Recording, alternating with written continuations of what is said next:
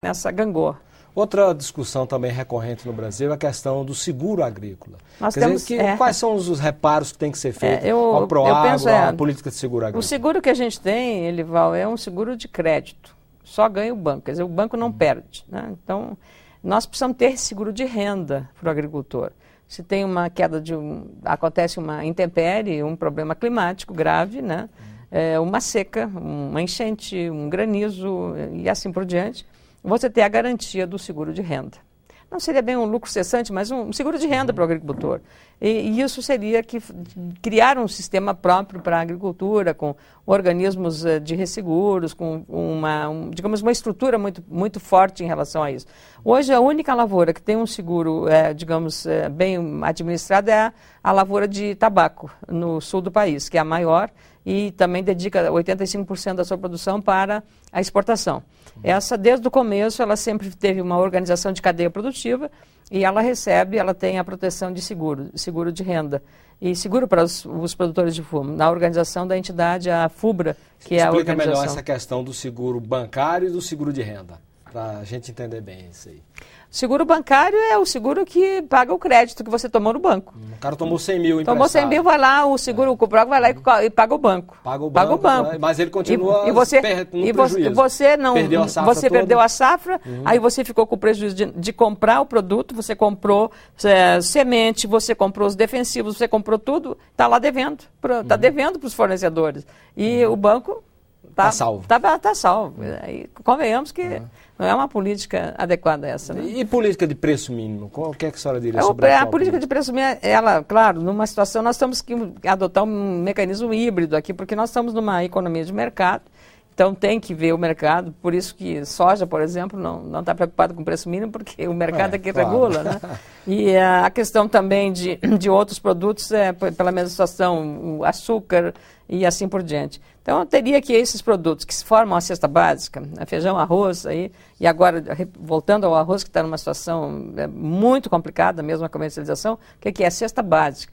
E aí eu vi, para minha alegria, Elival, e você é um jornalista de muita experiência na área econômica, eu li um documento da FAO, e da CEPAL e também do ICA, que são os órgãos que cuidam do setor da agropecuária. O CEPAL, sede no Chile, né? E o ICA é o Instituto Interamericano de Ciências de Cooperação Agrícola. E a FAO, que é a Organização dos Estados Unidos para Alimentação, para a Agricultura e Alimentação. Pois esses órgãos chegaram à conclusão de que há um equívoco no trato da questão da produção agrícola nos países da América Latina. E até provoquei o presidente do Banco Central, Dr. Tombini, quando esteve na Comissão de Assuntos Econômicos, ele, claro, não concordou. Esses estudos publicados em março chegaram à conclusão de que há um equívoco dos países latino-americanos que são produtores agrícolas em relação às políticas, porque os governos desses países estão muito mais preocupados com os consumidores do que com os produtores. Ficam mais concentrados na situação de abastecimento e na situação do preço para o consumidor da voto. É uma questão política, veja só. Claro que é importante e preocupados, com o controle da inflação. Agora todo mundo, o que a inflação está subindo? A culpa de quem é? Vai arrebentar nas costas dos agricultores. As commodities agrícolas subindo de preço. Coitado do agricultor, quer dizer, há uma especulação internacional, quem está pagando a conta é o miserável lá do produtor de arroz que não está recebendo sequer o preço mínimo, que é de R$25, como eu disse. Então, nesse aspecto aí é que a gente precisaria, observando esse estudo da FAO, da CEPAL, que políticas devem ser anotadas. Aí eles lembram que a Europa e os Estados Unidos, América do Norte, Canadá, têm uma política de proteção aos produtores rurais. E aí voltam a sinalizar, evidentemente, não precisa nem estar escrito, a sinalizar com a necessidade de subsídios para esse setor. Porque é uma atividade de alto risco. Não é uma fábrica que você tem ar-condicionado, que você está lá protegido e tal, falta luz, lá vem um gerador próprio. A agricultura não tem isso. Ela depende de São Pedro. Né? Vem o Laninho, um ano é o Laninho, outro ano é o El Ninho. Né? E aí fica o agricultor nessa instabilidade. Além do que, há uma mudança meio permanente em relação às políticas para o setor. Né? Uma hora vem uma legislação que obriga tal coisa, outra hora uma outra legislação, e aí o agricultor fica absolutamente na insegurança jurídica, como é o caso do Código Florestal, por exemplo. A senhora falou aí da questão do Código Florestal.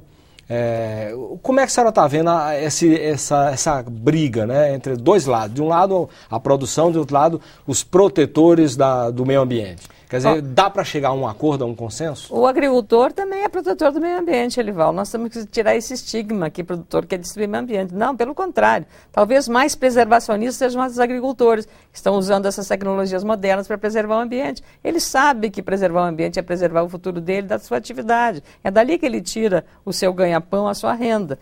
Então, eu estou acreditando muito, eu como membro da Comissão de Agricultura e Reforma Agrária, solicitei que o debate em torno do Código Florestal fosse junto entre a comissão que eu pertenço de Agricultura e Pecuária, Agricultura e Reforma Agrária e a Comissão de Ciência e Tecnologia. Então, já todas as audiências públicas feitas sobre essa matéria foram juntas com as duas comissões. Para quê? Para desmistificar esse confronto tensioso, esse confronto entre ambientalistas e produtores rurais. Não pode existir isso. O produtor rural também é preservacionista. Então, nós temos até um exemplo aí, um líder que eu acho que é um símbolo disso, que é o Blairo Maggi, que foi o Motosserra que falaram, e ele fez um trabalho todo para reverter tudo isso e mostrando sim que é possível compatibilizar produção com qualidade e preservação ambiental. Estou acreditando mesmo que em maio seja possível votar o código na Câmara e o Senado, quando chegar aqui, nós saberemos, sem dúvida, com equilíbrio, com muita responsabilidade, tomar uma decisão que seja de interesse nacional.